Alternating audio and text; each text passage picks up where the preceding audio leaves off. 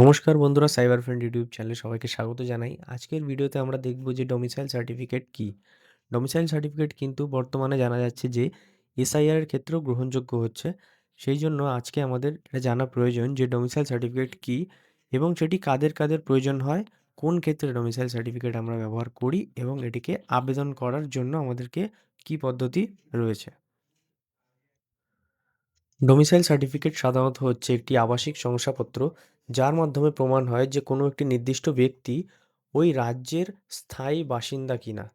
এটি রাজ্য সরকার দ্বারা দেওয়া হয় এবং এটি রাজ্য স্তরে কিন্তু প্রমাণ করে যে আপনি ওই রাজ্যের বাসিন্দা। ডোমিসাইল সার্টিফিকেট কিন্তু রেসিডেন্সিয়াল সার্টিফিকেট হিসেবে ব্যবহার করা যায় শিক্ষা প্রতিষ্ঠান এবং চাকরি প্রতিষ্ঠানে। রাজ্য সরকারের যে কোঠা রয়েছে সেই কোঠার আন্ডারে যারা অ্যাপ্লাই করতে চান সেক্ষেত্রে কিন্তু তাদের প্রমাণ করতে হবে যে তারা কিন্তু সেই নির্দিষ্ট রাজ্যের বাসিন্দা। তখন তাদেরকে ডোমিসাইল সার্টিফিকেটের প্রয়োজন পড়বে। ডোমিসাইল সার্টিফিকেট অনলাইন এবং অফলাইন দুটি মাধ্যমেই কিন্তু আবেদন করা যায়।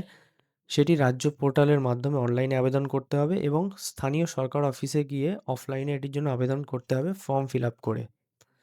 এবং নিচে দেওয়া যে ওয়েবসাইটটি রয়েছে তার মাধ্যমে কিন্তু আপনারা অ্যাপ্লাই করতে পারবেন অনলাইনের মাধ্যমে।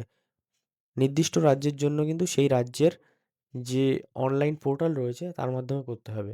ওয়েস্ট বেঙ্গলের জন্য যেমন edistrict.wb.gov.in এই ওয়েবসাইটের মাধ্যমে কিন্তু আপনারা ডোমিসাইল সার্টিফিকেটের জন্য আবেদন করতে পারবেন। এই সার্টিফিকেটটি অ্যাপ্লাই করার জন্য আপনাদেরকে পরিচয়পত্র দিতে হবে, ঠিকানার প্রমাণ দিতে হবে এবং বার্থ সার্টিফিকেট অথবা স্কুলের কোনো ডকুমেন্টস দিতে হবে। আপনারা পরিচয়পত্র হিসেবে ভোটার আইডি কার্ড, আধার কার্ড এবং ঠিকানার প্রমাণ হিসেবেও কিন্তু আধার কার্ড দিতে পারেন এবং আপনাদেরকে বার্থ সার্টিফিকেট অথবা স্কুলের কোনো ডকুমেন্টস আপনাদেরকে দিতে হবে। এসআইআর এর ক্ষেত্রেও কিন্তু ডোমিসাইল সার্টিফিকেটকে বৈধ হিসেবে ধরা হবে, তবে তার জন্য কিছু শর্তাবলী রয়েছে।